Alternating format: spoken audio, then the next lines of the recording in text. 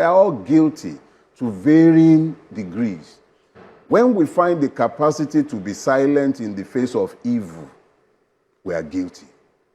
When we find the capacity to tolerate evil because we benefit from it, we are guilty. When we find the capacity to scare ourselves into silence because we are afraid of consequences, we are guilty.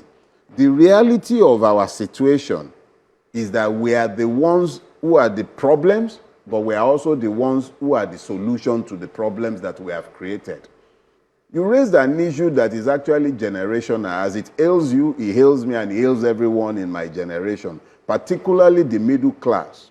You find very quickly that the children that we all trained at great cost, who went to schools abroad when we were making sacrifices because the educational system that we went through have been destroyed by our complicit silence, as the government had chosen over the years to abandon funding education, as the university system went into nosedive, we started sacrificially sending our children to different schools abroad.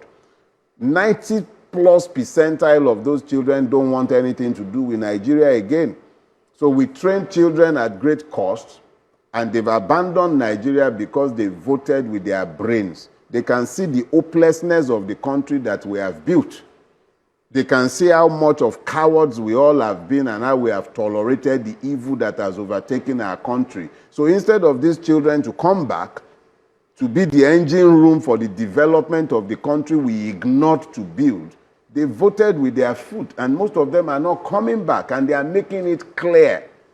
And those who have come through the system in Nigeria, their single biggest ambition, go and talk to the young. The single biggest ambition you find is japa.